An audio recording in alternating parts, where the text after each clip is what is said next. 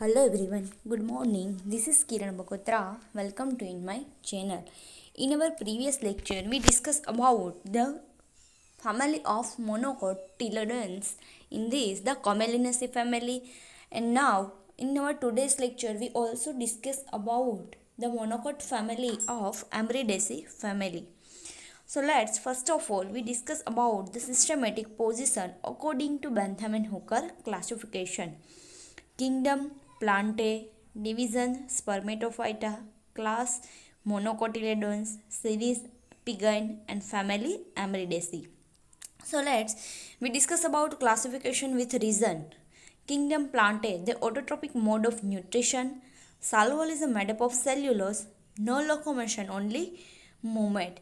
It means in this kingdom Plantae, the all plant have a autotrophic mode of nutrition. It means in this the chlorophyll are present, so they make a food by oven. The cell wall is made up of cellulose material and the plant only occurrence movement. They are not occurring of a locomotion.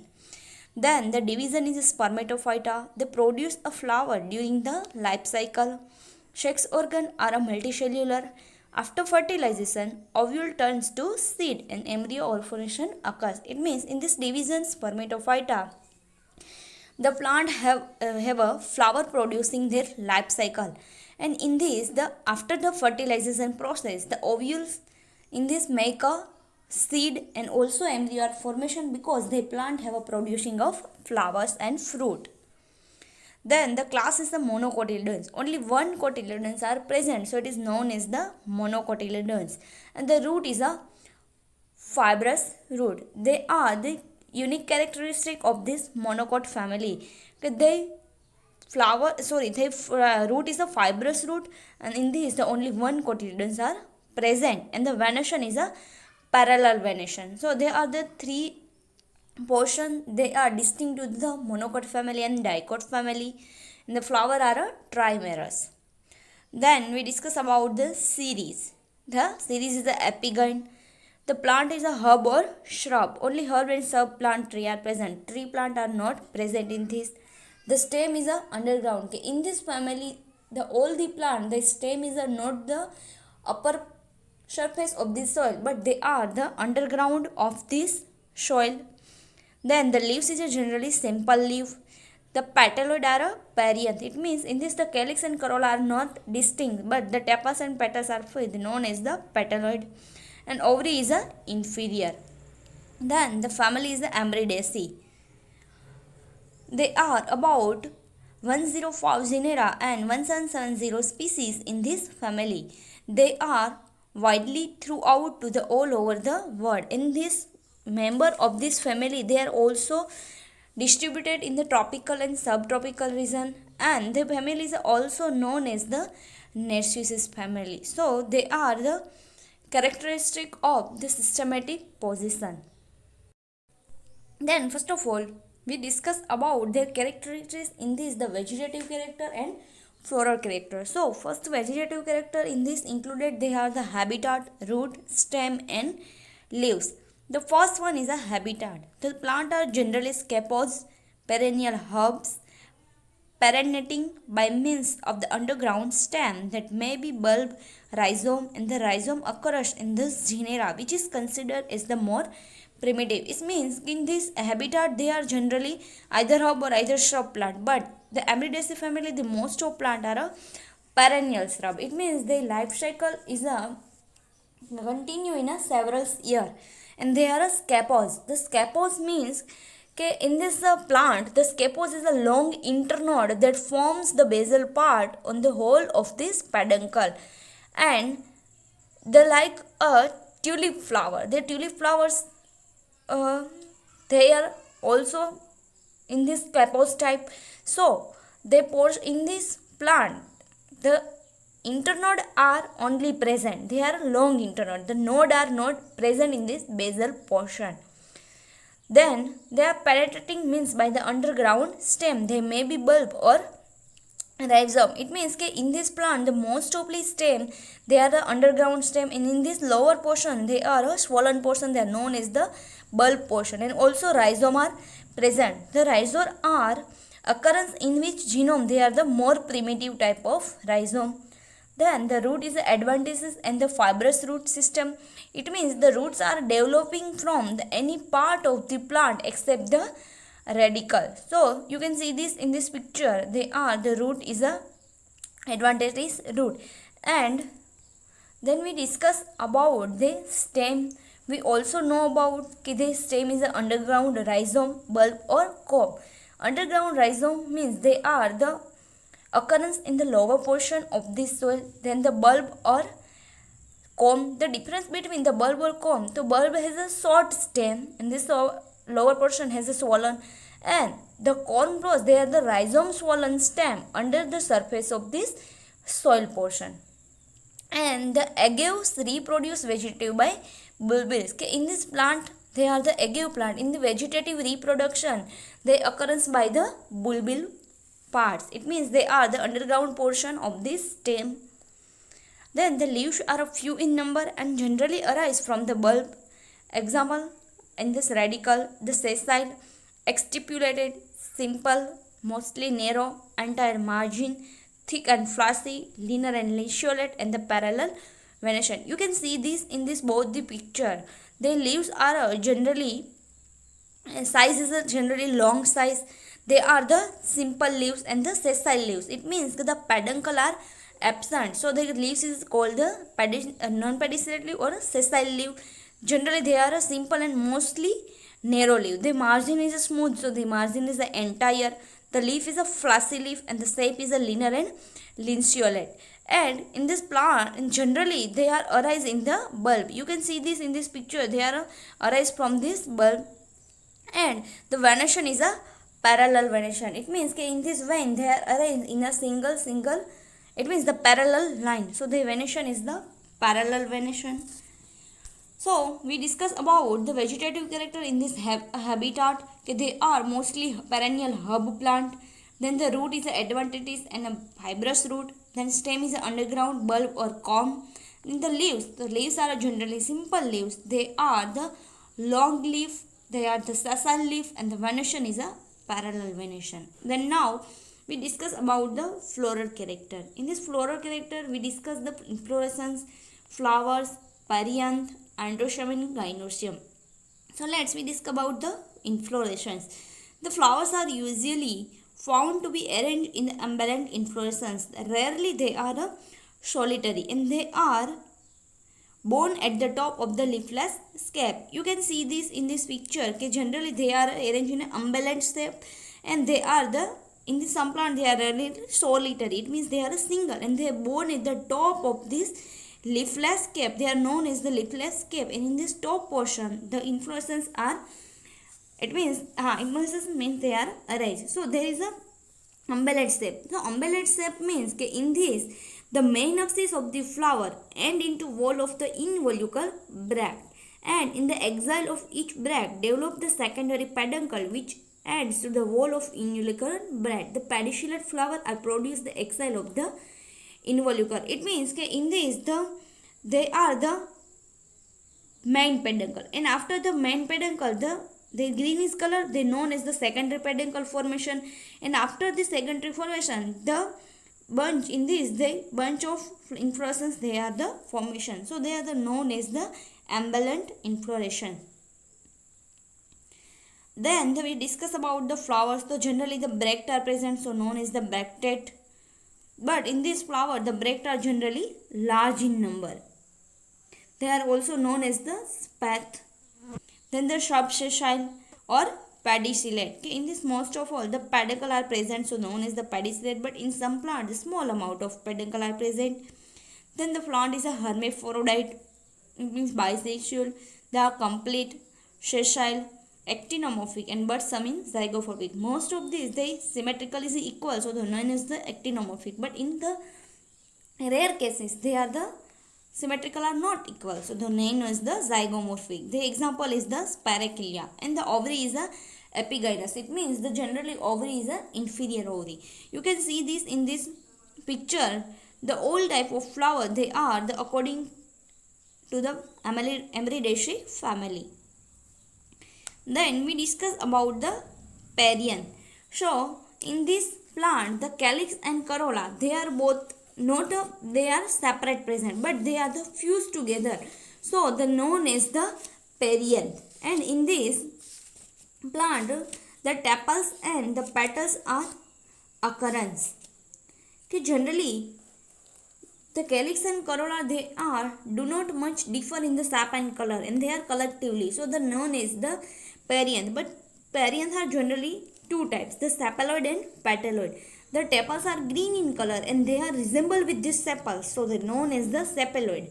And the petals are bright in color. It means they are the colorless and they are resemble with this petal, so they are known as the petaloid. So it contains a 6 petaloid. It means that in this you can see this in this picture, the white color, so they are the resemble with this petal. So in this the petaloid are present. The leaves are arranged in a 2 wall of 3 each. They are the gamophilous, rarely in a polyphilous. They may not be equal in size. And the perianth leaves are frequently united in a tubular structure. It means that in this the petals are resemble with this, so known as the petaloid. They are 6 in number and they are arranged in a 2 wall. They are generally gamophilous. It means they are fused together, but in some plant they are the polyphilous. They are not equal in size. It means that their sizes are not equal size and they are the united. It means fused together in a tubular structure. Then we discuss about the androecium. Generally the stamen are 6 in number. They are the tepalous arranged in a 2 wall. And there are Ditachus, dorsifix and basifix, and in the Jatilians the 12 to 18 stamen are present. You can see this in this picture. They are the yellow color of stamen. They are 6 in number and they are arranged in a 2 wall like the petaloid. But they are anther are Ditachus and dorsifix, either basifix. It means the anther are attached to the filament by a base portion. But in this the Jatilis, you can see this the example of this, the Zethalis. In this plant the 12 to 18 stamen are present. Then we discuss about the gynoecium. In this the tricarpellary, syncarpus, ovary inferior, trilocular or unilocular. In the calostema, the axial placentation with numerous ovule in a locule, and the style is slender and the stigma is a simple. The tricarpellary, it means the carpel are 3 in number. You can see these, they are the TS of this, the tricarpellary ovary. They are the 3 carpel are present. It means the 3 chamber are occurrence. Then they are a syncarpus. It means the ovary are fused together. Ovary is the inferior. The trilocular or unilocular with the clastoma. In this the clastostema, the unilocular only present. Okay, in this trilocular they have only one locular present. The placentation is a axial placentation. Okay, in this ovule they are arranged to this marginal portion, and the style is a generally slender. It means the erect, and stigma are simple. So in this we discuss about the floral character. In this inflorescence they are umbellate inflorescence. Then the flowers are the generally sessile, then a bracted, hermaphrodite, actinomorphic, and the rarely zygomorphic. Then the perianth, in this the petaloid are present. They are 6 in number and they are arranged in a 2 wall. But in this androecium they are the 6 stamen are present. They are a polyandrous, but the gentithylus in the 12 to 18 stamen are present. In this gynoecium they are a tricarpellary and syncarpus. Ovary is a inferior and placentation is a axial placentation. Now the capsule is generally fruit is a capsule type. The seed is endospermic and the pollination is by the entomophilus. Then we discuss about the floral formula and floral diagram according to their floral character. First of all, the bracts are present, so they are the BR. Then the sign is the actinomorphic, but the rarely is a zygomorphic. Then the plant is a bisexual. Then in this the perianth are present, so they are the 3 plus 3. It means they are 6 in number. Either they are a free form and either they are a pure. Still they are the polyphilous and they are the gamophilous. And the anther have also 6 and 3 plus 3 number and they are attached together. Then the gynoecium is a tricarpellary. They are syncarpus and they are the inferior. So their underline is the upper. So they are the floral formula of this Ampelidaceae family. The example is a, and then we discuss about the floral diagram of the Crinum Asticum. Okay, in this the bracts are present. Then they are the actinomorphic. Then the petals are 6, but they are arranged in a 2 wall. You can see this. They are the 6 petal are arrangement, and the estivation is a valvate estivation. Then the anther is a 6 number. They are arranged in a 2 wall, and the gynoecium has a tricarpellary. Then we discuss about the some silent feature of this Amridaceae family. The plants are generally perennial herb. Then the leaves are a leafless leaf. The inflorescence is a monochasial kind, but most of they are the imbalance stem. Then the bract is a 2 or 3 and many bracted. The flowers are a hermaphrodite, actinomorphic, but generally in the zygomorphic. And the perianth are generally fused together. They are the gamophilous. The stamen are 6 and they are the epiphyllous. Means the stamen are attached to the perianth. Gynoecium is a tricarpellary, trilocular of the inferior and axial placentation, and fruit are generally capsule type, and seed is a endospermic. And now you can see this in this picture, the example of the Crinum aestivum. The habitat is a herb habitat. Then they are the flower portion. In this the bracts are present. They are a large in number present. Then in this flower you can see this, they are the tepals are present. Then they series of ovary, and then the floral diagram of the Crinum aestivum. And then we discuss about the some common plant of this Amridaceae family. First example is a Crinum aesticum, generally known as the Nagdamni. The plant is also available in our college campus. They are the small cultivated perennial herb with the bulbs. Leaves are simply linear lanceolate. The radicle and apex is acuminate. The flowers are generally white in the trimerous, unbalanced shape, inflorescence. And generally in this, the 2 big bracts are present, and the stamen is a 6 number. Fruit is the capsule type, and is the ornamental plant. Then the second example is a Prancatium Carabux roxburgh. So they are the also small herb plant with the tunicated bulb. They are the one type of bulbs. Then the leaf is a generally simple, flat, linear and lanceolate leaf. The flower are white and long, and in this the inflorescence is a umbel. The bract is a spathy. It means they are the long bract. The stamen is a 6 and fruit is a capsule. Then the another plant is a Zephyranthus rosea. They are also available in this our campus. So there are 2 plant, the Crinum and the Zephyranthus. Both are available in our campus. They are the small and cultivated herb with the bulbs. The leaves are generally simple and linear. The flower are a pink or red color, but they are also whitish color are present, and they are the solitary. It means they are a single and arranged. Then the Hemianthus multiflorous Martin. They are also small and perennial herb. Then the leaves are a simple, linear and lanceolate, and the flower is a red and the terminal into spike. Then the another example is the Polyanthus tuberosa. Okay, it is the known as the fragment flower. This is the plant is the Polyanthus tuberosa. Then the Turcoligo orchicodon. They are known as the Kali Musli. The tuberous root are used for the tonic and the treatment of the jaundice and asthma. So the plant is used for this medicinal purpose. So in this lecture we discuss about our monocot family of Amridaceae family. In this the systematic position, vegetative character, floral formula, floral diagram, and some common example. So we discuss about the whole family of character are completed, and also in our syllabus in this last unit of this angiosperm unit, so we completed the angiosperm unit in this lecture. Thank you.